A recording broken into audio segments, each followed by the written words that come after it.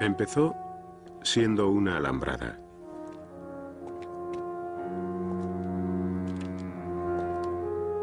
Una alambrada que dividía una ciudad.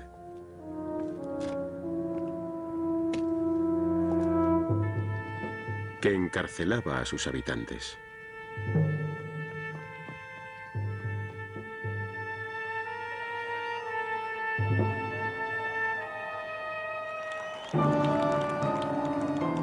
Era el gran símbolo de la Guerra Fría, el muro de Berlín.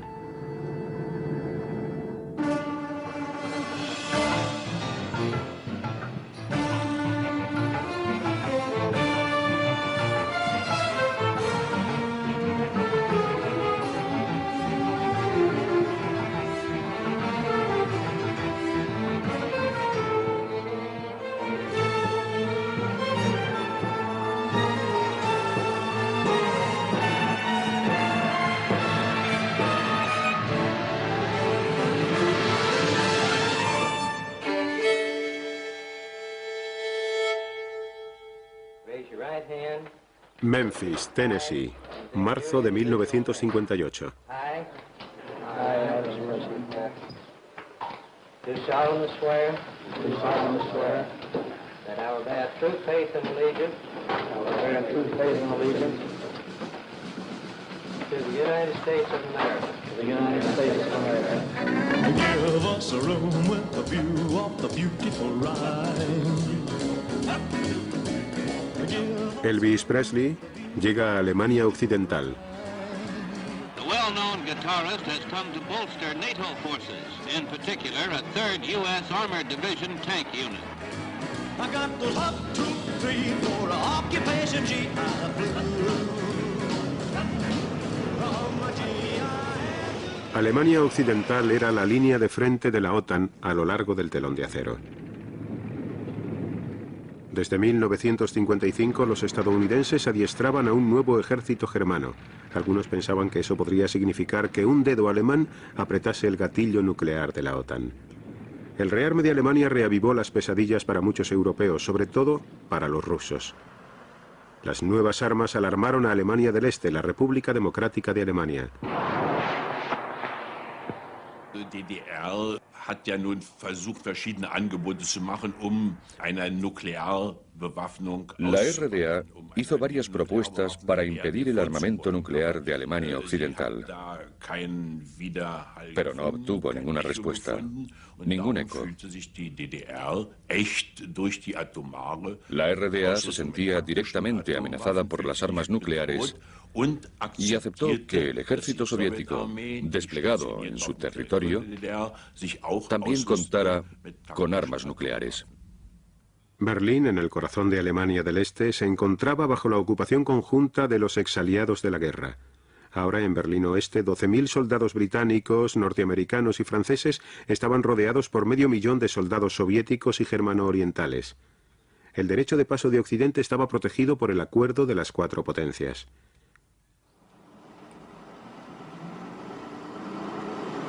Todos los días miles de personas se movían libremente entre el sector soviético y el occidental. La frontera abierta de Berlín permitía que los alemanes orientales pudieran acceder al glamour de la zona oeste, algo que querían cortar los líderes de Rusia y Alemania del Este. West-Berlin immer gefährlicher wurde für die Existenz der DDR und damit auch für die Existenz des Sozialismus. Berlín Oeste era cada vez más peligroso para la existencia de la RDA y para la existencia del socialismo.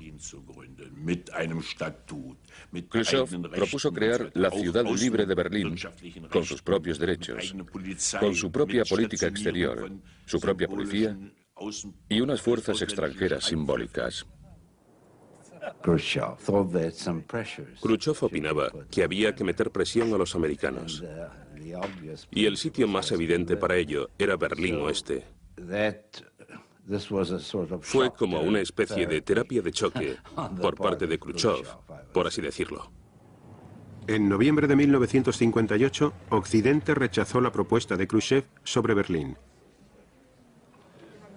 Khrushchev le ofreció entonces al líder de Alemania del Este, Walter Ulbricht, un tratado de paz.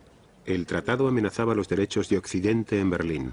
He said that unless agreement were reached, that Berlin would be turned. Dijo que si no se alcanzaba un acuerdo, Berlín pasaría a poder de Alemania del Este en 6 meses. Nos lo tomamos como un ultimátum. Eisenhower pensaba que los soviéticos estaban haciendo algo que en realidad no les interesaba. Opinaba que si llegaba a haber un conflicto real entre Estados Unidos y la Unión Soviética, pasaría rápidamente a una gran escala, a un conflicto mundial que lo absorbería todo. Y ese era el peligro, ese era el riesgo. A new red threat to West Berlin. Khrushchev's demand that the United States, France, and Britain agree to end the four-power pact governing West Berlin, turning it over to Red East Germany, hints a new and major crisis. The Western powers reacted strongly, affirming their determination to keep the city free. It's an outpost in... El secretario de Estado estadounidense John Foster Dulles consultó a sus aliados en busca de una postura común ante la negociación sobre Berlín. Pero las charlas entre Occidente y la Unión Soviética no fructificaron. Al intentar alcanzar un compromiso con los soviéticos, fue cuando tuvimos graves problemas, ya que toda concesión hecha a los soviéticos por Occidente suponía un desgaste de la postura occidental. Además, los rusos querían lograr una situación en Berlín que los aliados no podían tolerar. De modo que no había acuerdo negociado posible. Las charlas convencieron a Khrushchev para dejar de lado su ultimátum y se fue a Occidente. Para el viaje escogió el avión más grande del mundo de fabricación soviética. En septiembre de 1959, Nikita Sergeyevich Khrushchev se convirtió en el primer líder soviético que visitaba Estados Unidos. Khrushchev consiguió lo que quería, una visita a Estados Unidos, ser tratado como un igual y una reunión con Eisenhower, de la cual sacó la justa idea de que si no cometía actos demasiado provocativos, podría aprovecharse cada vez más del bando occidental. En las charlas con Eisenhower, un nuevo espíritu de cooperación alivió la crisis. Pero las esperanzas de Khrushchev de lograr una tregua a la Guerra Fría duraron tan solo 6 meses. En vísperas de una gran cumbre de paz en París, un avión espía U-2 norteamericano fue derribado en espacio aéreo soviético. Khrushchev estaba furioso.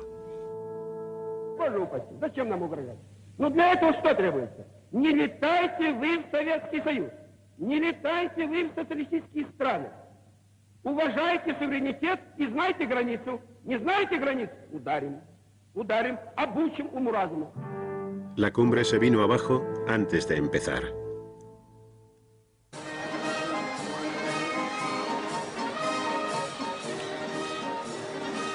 ...1959... Alemania del Este celebra 10 años de triunfos socialistas. Walter Ulbricht, líder del partido, alardea de un rápido progreso industrial y de una democracia socialista que Alemania no había conocido jamás.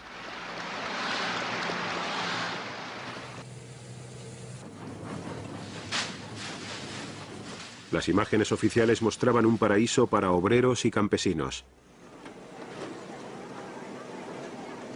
La realidad era la escasez y el caos. Las granjas privadas se transformaban a la fuerza en cooperativas y los recursos del Estado se volcaban sobre la industria pesada en detrimento de los bienes de consumo. Con obediencia, Alemania del Este copió el modelo soviético hasta en el control intelectual de su pueblo.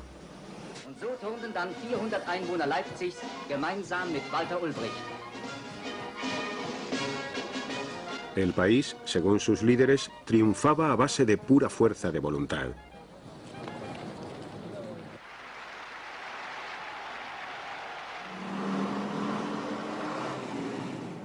Pero a pesar del duro trabajo y el entusiasmo, solo el apoyo soviético mantenía viva la economía.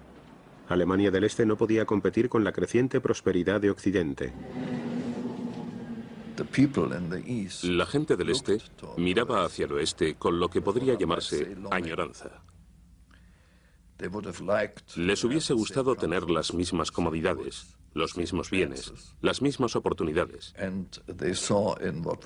Y en lo que se llamaba socialismo en aquella época, veían un sistema que exigía sacrificios solo con promesas de futuro. Mientras las fronteras estuvieron abiertas, era relativamente fácil pasar al otro lado. Bastaba con subirse al metro y entrabas en otro mundo. Era un sistema de locos. Imagínese lo que es pasar del socialismo, entre comillas, al capitalismo en 2 minutos. Todos los meses, miles de alemanes orientales huían por la frontera abierta de Berlín y se refugiaban en la zona oeste. La mayoría de los refugiados eran jóvenes y preparados. Su partida estaba desangrando la economía de Alemania del Este. Un capataz de una fábrica en el este no sabía cuántos trabajadores le quedarían al día siguiente, porque parte de su plantilla le había abandonado. Había abandonado el este. Había abandonado el sistema para irse al otro lado. Por supuesto, en Alemania Occidental se esforzaban al máximo para que la gente que venía del este tuviese trabajo y una existencia cómoda. A medida que se fugaban sus habitantes, Ulbricht se puso nervioso. Urgió a Khrushchev para que reconociese a Alemania del Este como Estado soberano con control sobre sus propias fronteras. Khrushchev, fingiendo hacerle caso, intentaba ganar tiempo.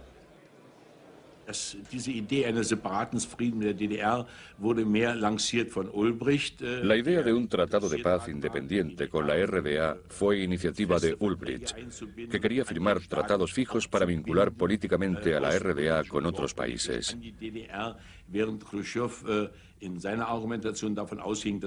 Pero Khrushchev dijo que un tratado de paz independiente intensificaría la Guerra Fría. Ulbricht dijo que no podía haber una paz duradera en Europa hasta que los 2 estados alemanes, oriental y occidental, fuesen reconocidos. Pero en Moscú no tenían prisa. El problema alemán debía esperar hasta después de las elecciones presidenciales de Estados Unidos.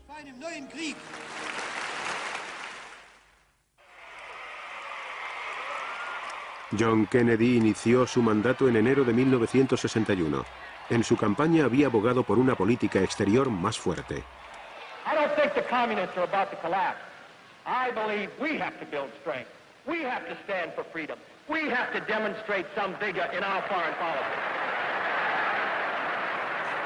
Kennedy accedió a reunirse con Khrushchev en Viena en junio de 1961. El presidente llegó tocado. Su invasión de la Cuba castrista en Bahía Cochino 6 semanas antes había fracasado. Khrushchev dedujo que Kennedy era débil y decidió abusar del nuevo presidente. Veía que el nuevo presidente era joven, sin experiencia, sobre todo después del fiasco de Bahía Cochinos, y que llegaba con una posición no muy fuerte. Dijo, mirad, ya han pasado muchos años y los países occidentales no hacen nada respecto a Alemania. El Tratado de Paz y en concreto Berlín Oeste. Así que voy a presionar mucho en este tema en la reunión con el nuevo presidente. Lo que Khrushchev decía era: tenemos rodeadas todas las tropas que hay en Berlín Oeste y podemos ocupar la ciudad cuando queramos. Y la respuesta de Kennedy fue: bueno, es posible, pero hemos luchado en la misma guerra mundial y están allí por la misma guerra mundial, por derecho propio. Se puso muy alterado, muy enfadado. Ese joven no quiere discutir conmigo un tema muy importante. Y eso le puso muy furioso. Influyó muchísimo en su actitud. Así que tenía sentimientos encontrados. Por un lado aceptaba que era duro, pero por otro decía que no era muy listo. Que no entendía bien la política de exteriores.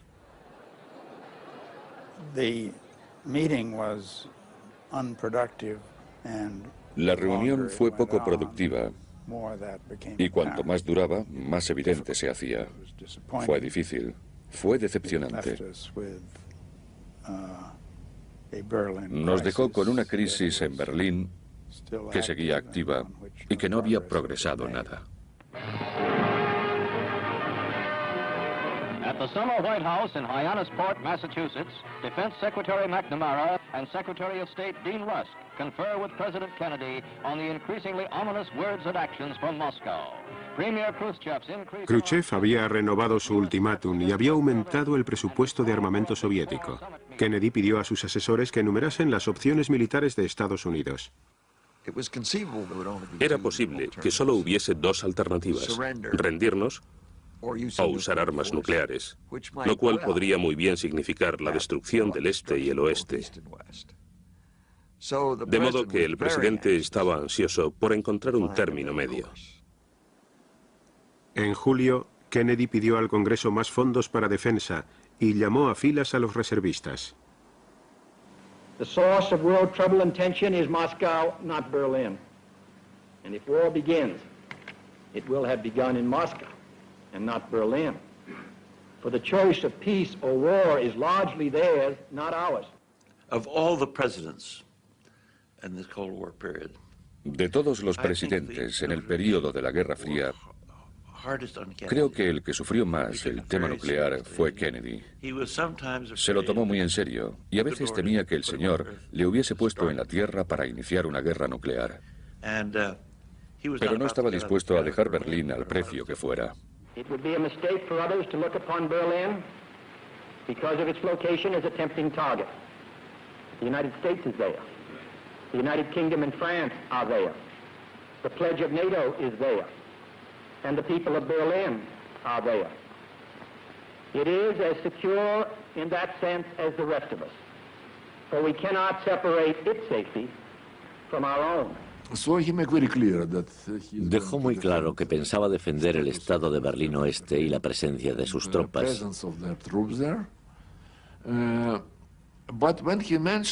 Pero al mencionar eso notamos una cosa,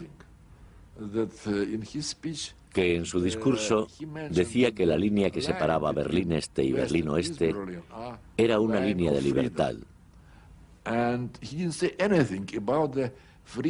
No decía nada sobre la libertad de movimientos a través de esta línea entre Berlín Este y Berlín Oeste.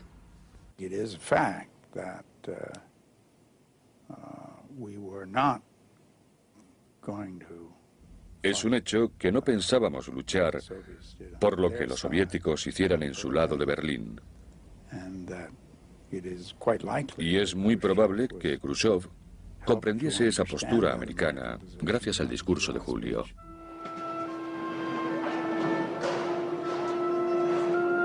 A medida que empeoraba la crisis de Berlín, el flujo de refugiados pasó a ser un torrente. Creció el temor de que Alemania del Este se viniese abajo, arrastrando a las fuerzas de la OTAN y de Rusia a un enfrentamiento. Todo el mundo sabía que algo iba a suceder. No solo por el ambiente, sino porque durante semanas miles y miles de personas habían cruzado la frontera y todos comprendían que de una forma u otra Alemania del Este tendría que reaccionar.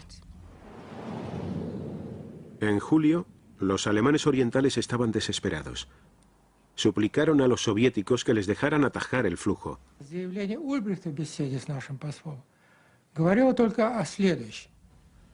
Ulbricht le dijo a nuestro embajador que estaban hartos de las promesas que les habíamos hecho de firmar un tratado de paz y asumir el control. Promesas que les habíamos hecho en 1958, 59, 60 y de nuevo en 1961. Ulbricht dijo que esas promesas solo estimulaban la huida de la población. O actuábamos o dejábamos de hablar del tema. Se intensificaron los controles en la frontera de Alemania del Este. A espaldas de los servicios de inteligencia occidentales, Khrushchev y Ulbricht planeaban medidas más drásticas. Al cabo de un tiempo, llegó una respuesta de Moscú. Nikita Sergeyevich Khrushchev accede a cerrar la frontera con Alemania Occidental y con Berlín Oeste y sugiere que se lleven a cabo los preparativos necesarios. El Ejército Nacional Popular, la Policía Popular, las Fuerzas de Seguridad de Fronteras, las autoridades de transporte, todos se reunieron en la zona de Berlín.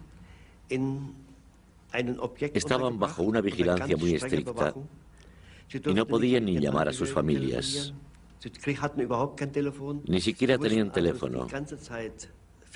Durante 4 o 6 semanas trabajaron totalmente aislados en los preparativos. El 12 de agosto, las fuerzas soviéticas y germano-orientales se movilizaron. A las 23 horas recibimos las órdenes. Nos dijeron que a las 24 horas la frontera con Berlín Oeste quedaría cerrada por las fuerzas militares. Todos los soldados iban armados. La milicia popular disponía de pistolas automáticas y metralletas, cualquier arma que pudiesen conseguir. A primeras horas de la mañana, las tropas de Alemania Oriental estaban preparadas, alineadas en orden de combate por todo el sector fronterizo. Berlín dejaba de ser una sola ciudad.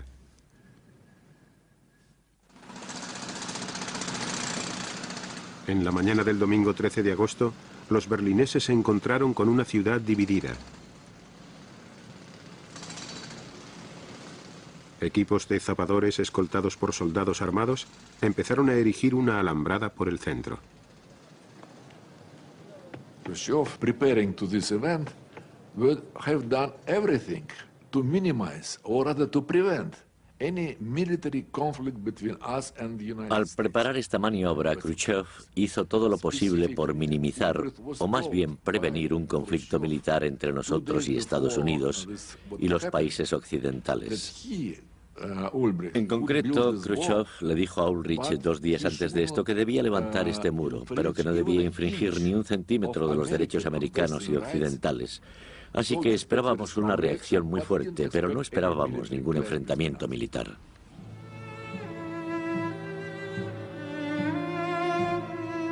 La barrera partió a Berlín en 2. Las familias quedaron destrozadas. Mi padre me despertó y me dijo, ¿sabes que han cerrado la frontera? Era incomprensible. Era muy raro. Entonces llegó mi madre llorando con mi hermana mayor y yo pensaba, ¿cómo vamos a recuperar a mi hermana? Aquel verano mi hermana estaba en casa de mi tía a las afueras de Berlín Este. Cogimos todos el S-Bahn y aquello era un auténtico caos. Era terrible. La gente lloraba, gritaba. Algunos tenían miedo, otros estaban furiosos. Y recuerdo que tenía mucho miedo de no volver a ver a mi hermana, de haberla perdido, digamos.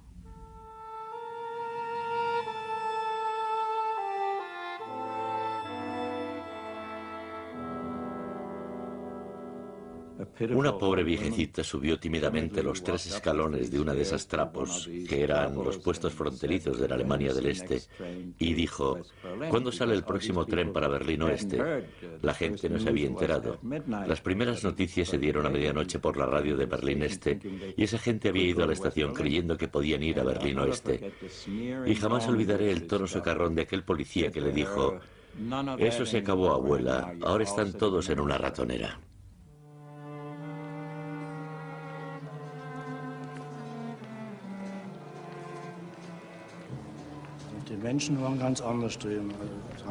La gente nos insultaba.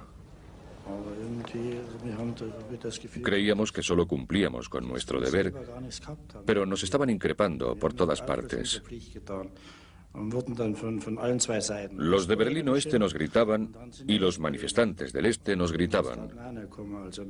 Nosotros estábamos allí en medio. Estaba la alambrada, nosotros, los guardias, la gente de Berlín Oeste, la gente de Berlín Este. Para alguien joven era terrible.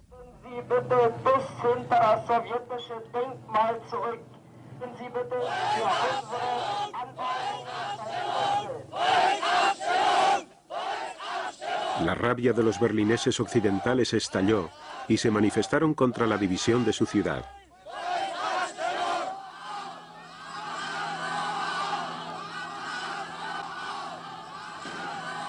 Creían que los aliados occidentales no permitirían esas barreras. Las manifestaciones continuaron, pero Occidente ofreció pocas protestas. El alcalde Willy Brandt intentó calmar a las masas. Temía que hubiese una matanza si atacaban las barreras.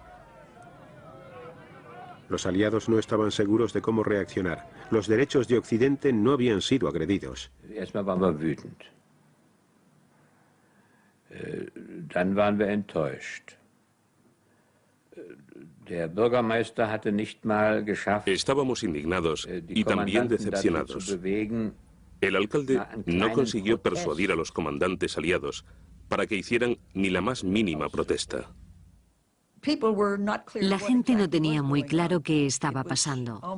Pasaron casi 12 horas antes de que resultase evidente que aquello era el cierre total de los sectores fronterizos. Nadie sabía muy bien qué hacer con este tema, cuál era su alcance.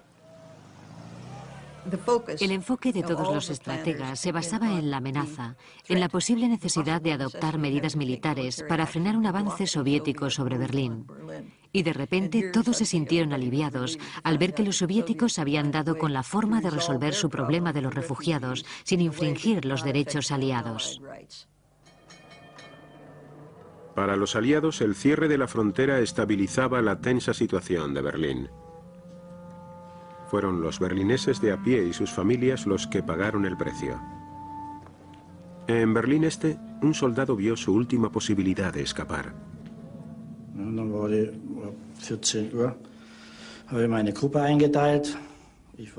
A las 2 en punto, asigné las tareas a mis soldados. Yo estaba al frente y separé a los otros para no levantar sospechas. Nadie notó nada. Desde las 2 hasta las 4 estuve pensando en la situación y buscando la decisión más adecuada. Tendría que dejar a mis padres y mi hermana. Por fin tomé la decisión.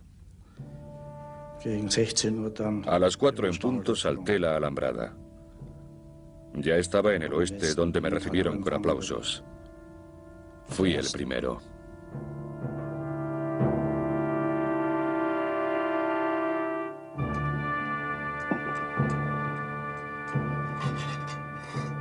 Tres días más tarde, los bloques de cemento empezaron a sustituir a las alambradas.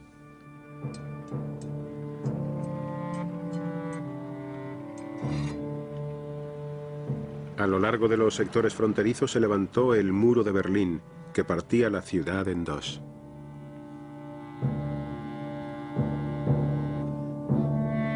En Berlín Oeste, la moral estaba por los suelos. La confianza en la protección aliada se desmoronó. El alcalde Willy Brandt envió una carta furiosa al presidente Kennedy exigiendo una reacción. Die Idee war eben, nachdem auch in Washington nichts passierte, die ganz unaufgeregt waren. La idea era que como no se había producido una reacción desde Washington, debíamos dejarle claro al presidente que podía darse un hundimiento de la moral, una pérdida de confianza. Había que hacer algo más que una protesta.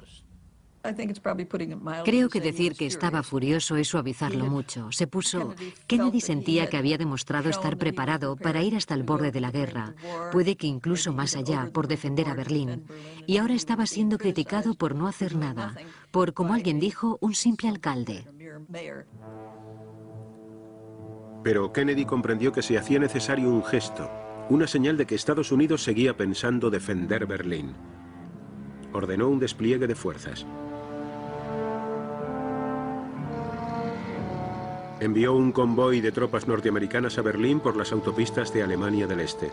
El plan era poner a prueba la reacción de los alemanes orientales y reafirmar los derechos aliados de acceso a Berlín.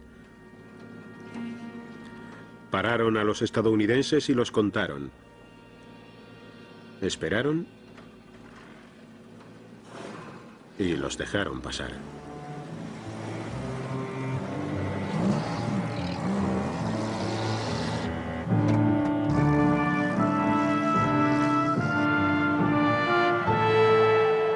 Las tropas llegaron a salvo.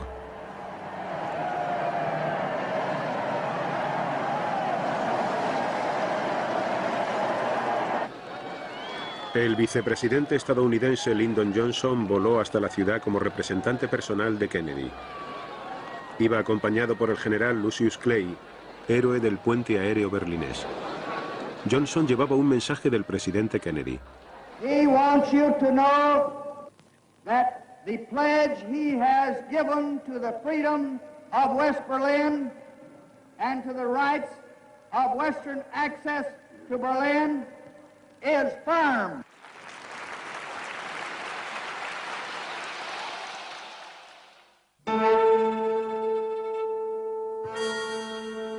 En el este, la gente se jugaba la vida por huir a través de los últimos resquicios de la barrera.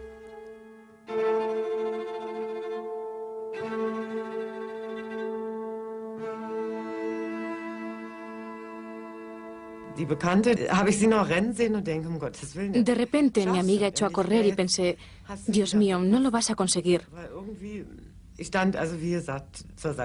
Yo no pude correr, me quedé petrificada. Y entonces una señora mayor me dijo, corre chica, corre tú también. Aún eres joven, corre. Así que empecé a correr. Mi amiga se hizo daño en la cara, pero yo solo me rasgué el jersey. Aparte de eso, no me hice nada. Estábamos increíblemente contentas. Reíamos y llorábamos. Lo habíamos conseguido. Muchos más se lanzaron de forma impulsiva hacia la libertad.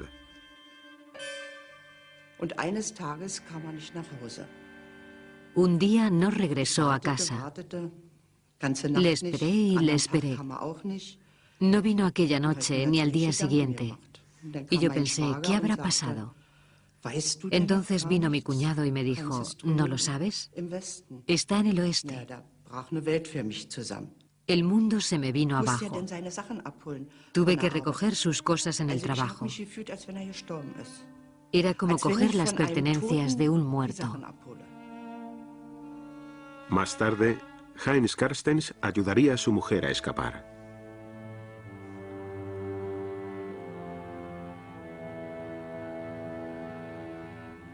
Allí donde el muro pasaba por mitad de la calle, las ventanas daban al oeste.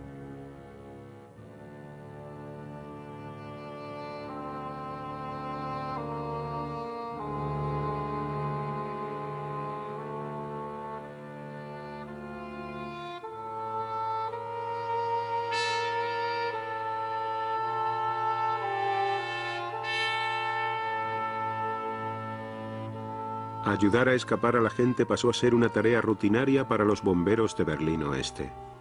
Nachher so, das spielte sich so ein, dass Leute springen wollten und Türme flüchten wollten. Se convirtió en una costumbre que la gente que quería escapar, los que querían irse, tiraban trocitos de papel por la ventana a la calle Bernauer. Die Nummer, die Hausnummer. En el papel ponía el número de la calle, el piso, la ventana, segunda o tercera ventana y la hora, por ejemplo, las 10 en punto en que querían saltar. Tossing belongings from the window of an apartment overlooking the western border and freedom, an escapee is prepared to jump to safety into a net held by police and firemen of West Berlin.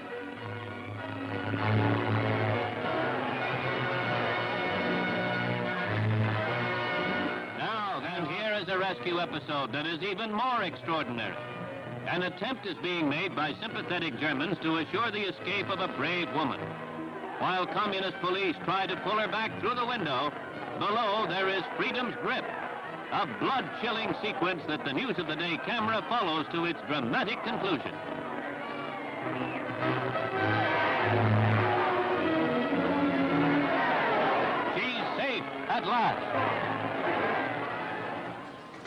Los alemanes orientales bloquearon hasta este último resquicio.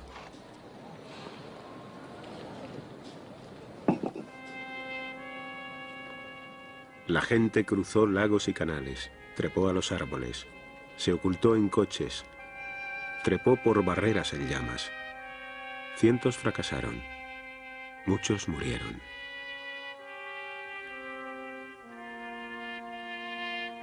A pesar del sufrimiento humano, Alemania del Este justificó el muro como baluarte de la paz.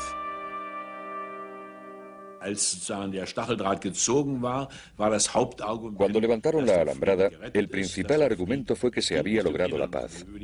No era por los problemas internos. Ulbricht había corrido un velo de silencio sobre los problemas económicos. Siempre se hablaba de la barrera antifascista. Esa era la descripción oficial, el baluarte protector.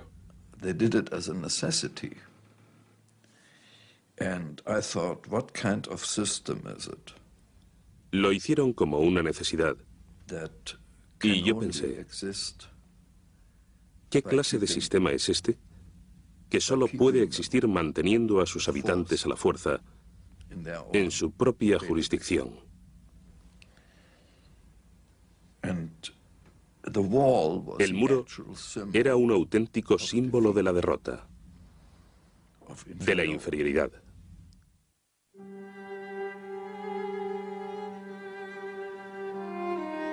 Las huidas prosiguieron. Los asesinatos prosiguieron. Se cortaron las líneas telefónicas. Ahora las dos ciudades ya no podían hablarse.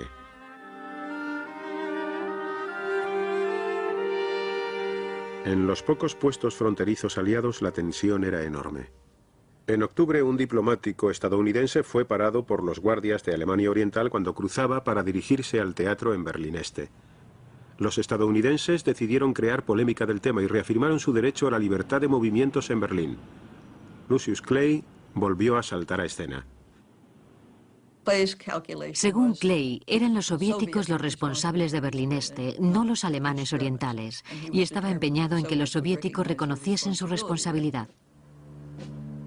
Para poner a prueba la reacción de Alemania del Este, Clay ordenó que soldados estadounidenses armados escoltasen a los vehículos al cruzar la frontera por el Checkpoint Charlie.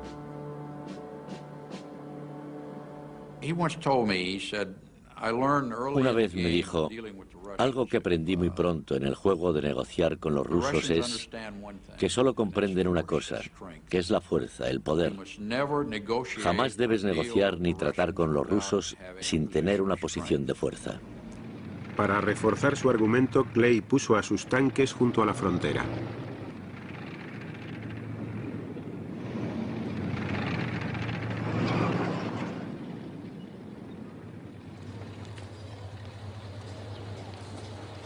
Los rusos acercaron sus tanques y cañones.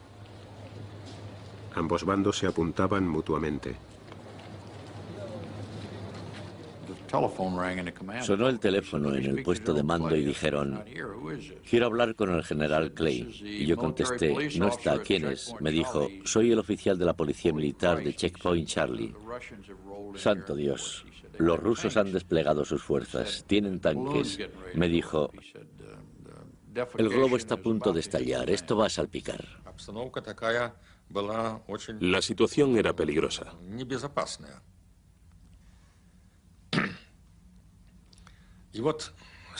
Los tanques estaban unos frente a otros.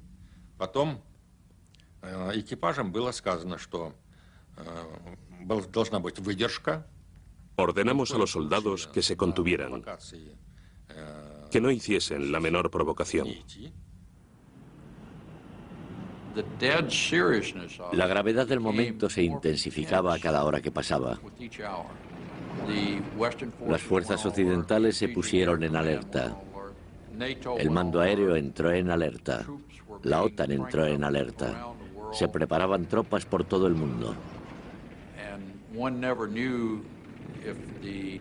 Y nadie sabía dónde saltaría la próxima alarma si la intensidad de la situación en Berlín escalaba.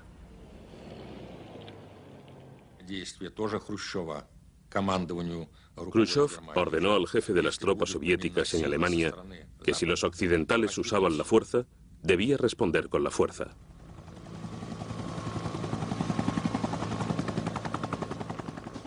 Я как раз сидел в генеральном штабе, когда проходил съезд.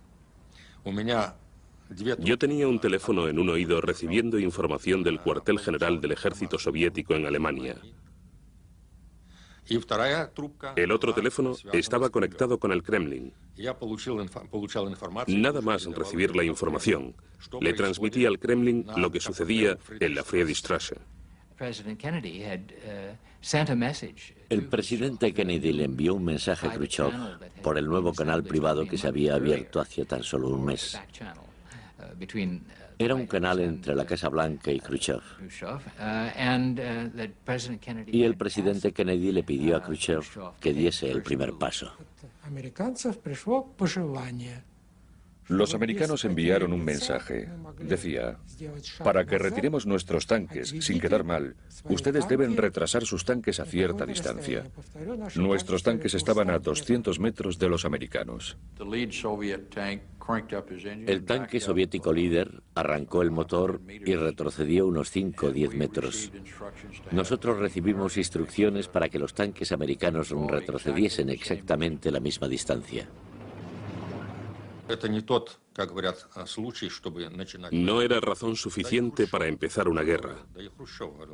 El propio Khrushchev dijo, no vamos a provocar la Tercera Guerra Mundial por Berlín. Y los americanos pensaban lo mismo. Los soldados se retiraron, pero el muro permaneció en su sitio. Los alemanes orientales lo hicieron más alto aún y lo reforzaron con vallas, alambradas y trampas antitanques.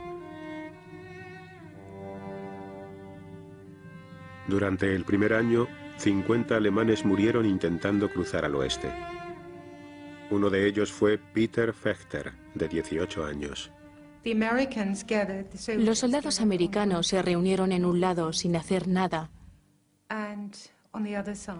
Y en el otro lado, los policías de la RDA estaban mirando sin hacer nada. Y aquel joven estaba acurrucado. Recuerdo que estaba tirado como haciendo una S. Al principio gritaba, chillaba, pedía ayuda. Pero según pasaban las horas, su voz se hizo cada vez más débil. Era tan desgarrador que en medio de la nada hubiese un ser humano muriéndose, con dos grupos enfrentados y demasiado temerosos de actuar por miedo a la reacción de los otros.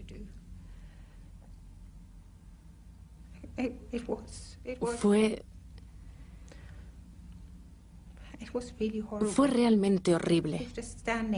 Estabas ahí de pie y pensabas, se está muriendo y no puedo hacer nada. Jamás he estado en una situación, ni antes ni después, en la que ves a una persona muriéndose y no puedes hacer nada. Seguro que todos los que estaban conmigo sentían lo mismo.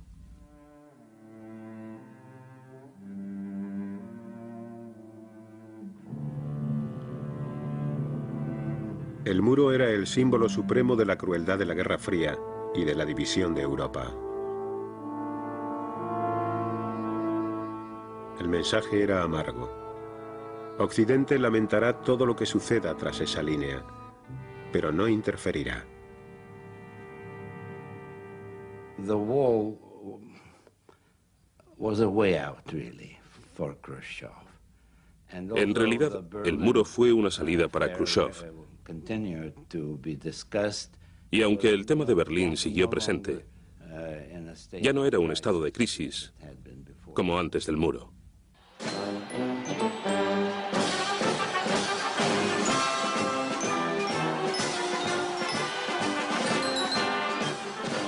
En 1963, el presidente Kennedy visitó Berlín Oeste.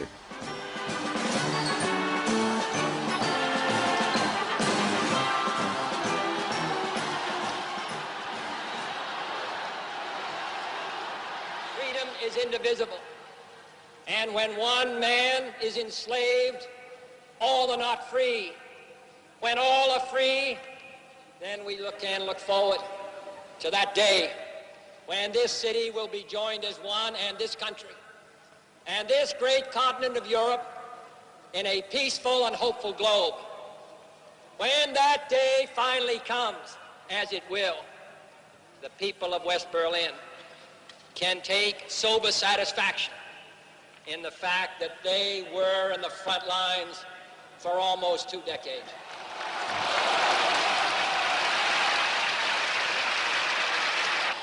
All free men, wherever they may live, are citizens of Berlin. And therefore, as a free man, I take pride in the words, Ich bin ein Berliner.